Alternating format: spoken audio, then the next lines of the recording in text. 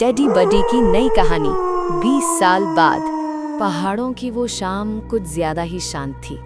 न पक्षियों की आवाज, न गाड़ियों का शोर, सिर्फ हवा जो पेड़ों से टकराकर अजीब सी सरसराहट पैदा कर रही थी।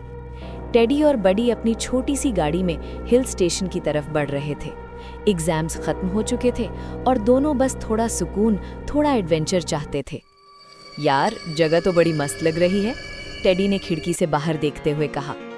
बडी मुस्कुराया, पर उसकी आंखों में अजीब सी बेचैनी थी। पता नहीं क्यों यहाँ आते ही कुछ अलग सा लग रहा है। जैसे जैसे गाड़ी ऊपर चढ़ती गई, मोबाइल नेटवर्क गायब होता गया और शांति और गहरी होती चली गई। शाम ढल चुकी थी जब उनकी नज़र एक पुराने से होटल पर पड़ी। होटल अमीरा। नाम आधा टूटा हुआ, बोर्ड हवा में हिल रहा था। होटल के आसपास धुंध थी, जैसे पूरी जगह ने कोई राज छुपा रखा हो। बस आज यहीं रुकते हैं, टेडी ने कहा। रिसेप्शन के अंदर सिर्फ एक बुढ़ा आदमी था, पतला सा शरीर, झुकी हुई कमर और आंखें जो सीधा सामने देखने से जैसे हिचकिचा रही थी। रूम चाहिए? उसने धीरे और ठंडी आवाज में पूछा। बडी को एक पल के लिए लगा जैसे उस आदमी की आवाज दीवारों से टकराकर वापस आ रही हो। बुढ़ा बिना कुछ बोले उनका लगेज उठा लेता है, जैसे उसे वजन का एहसास ही ना हो। लंबा कॉरिडोर, फ्लिकर करती लाइट्स और उनके कदमों की गूंज। रूम मिल जाता है, दरवाजा बंद होता है, पर बडी का मन अब भी शांत नहीं होता। ये होटल जिंदा सा लगता है, वो धीरे से बोलता है। टेडी हंसकर बात टाल देता है। रात धीरे धीरे गहरी हो जाती है। घड़ी की सुइयां 12 पर पहुंचती हैं। Knock knock. बडी दरवाजा खोलता है। बाहर कोई नहीं। जैसे ही दरवाजा बंद करता है, ठंडी हवा का तेज झोंका रूम में भर जाता है। लाइट्स फ्लिकर करती हैं, टेम्परेचर अचानक गिर जाता है और तब रूम के बीच एक साया उभर कर खड़ा हो जाता है। ट्रांसपेरेंट सा जिस्म, हल्की नीली रोशनी और आंखों में बेपनाह दर्द। तुम मेरी जगह पर आए हो, एक गूंजती हुई आवाज बोलती है। टेडी और बडी के पैर जैसे जमीन से चिपक जाते हैं। मैं 20 साल से यहीं बंधा रह गया, गोस्ट गुस्से में कहता है। मैं तुम दोनों को जिंदा नहीं छोड़ूंगा। फिर अचानक वो चुप हो जाता है। उसका चेहरा बदल जाता है। हैरानी, डिसबिलीफ, दर्द। रुको, वो टेडी और बडी को ध्यान से देखता है। तुम मुझे देख सकते हो?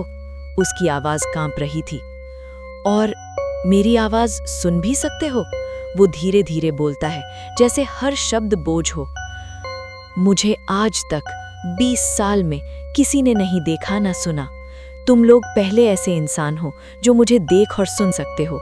उसकी आंखों से आंसुओं जैसी रोशनी टपक रही थी। क्या तुम मेरी हेल्प करोगे? कमरे में खामोशी छा जाती है। टेडी और बडी डर रहे थे, पर इस डर से ज्यादा उन्हें उस रूह का दर्द महसूस हो रहा था। गोस्ट बैठ जाता है और बोलना शुरू करता है। 20 साल पहले मैं भी एक नॉर्मल इंसान था। इसी होटल में अपने सबसे करीबी दोस्त के साथ काम करता था। हमने 7 सपने देखे थे, पर फिर आई लालच। पैसों के लिए मेरे दोस्त ने मुझे धोखा दिया। एक रात मेरी जिंदगी छीन ली गई और मेरी बॉडी इसी होटल में छुपा दी गई। उसकी आवाज भारी हो जाती है। मेरा दोस्त आज एक ताकतवर मिनिस्टर है और मैं यहीं बंधा रह गया। गोस्ट उन्हें एक पुरानी अलमारी दिखाता है। उसके अंदर टेप्स, फोटोज और एक डायरी। यही सबूत है सच के। टेडी और बडी एक दूसरे को देखते हैं। हम चुप नहीं रहेंगे, टेडी कहता है। अगली सुबह वो सबूत पुलिस को दे देते हैं। इन्वेस्टिगेशन होती है। सच बाहर आता है। पावर, कुर्सी, नाम सब गिर जाता है। उस रात गोस्ट फिर आता है।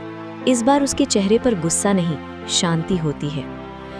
20 साल बाद आज मेरी रूह हल्का महसूस कर रही है, वो मुस्कुराता है। शुक्रिया, तुम दोनों ने डर के बजाय सच चुना। रोशनी उसके जिस्म को घेर लेती है और वो धीरे धीरे आज़ाद हो जाता है। सुबह होती है। होटल अमीरा पर धूप पड़ती है। टेडी और बडी वहां से चले जाते हैं, पर अपने साथ एक बात ले जाते हैं। सच चाहे कितना भी दबा दिया जाए, वो कभी नहीं मरता। और जो डर के सामने खड़ा होता है, वही असली हीरो होता है। अगर आपको टेडी और बडी की ये कहानी पसंद आई हो, तो वीडियो को लाइक जरूर करें अपने दोस्तों के साथ शेयर करें और ऐसी ही मजेदार स्टोरीज के लिए हमारे चैनल को सब्सक्राइब जरूर करें।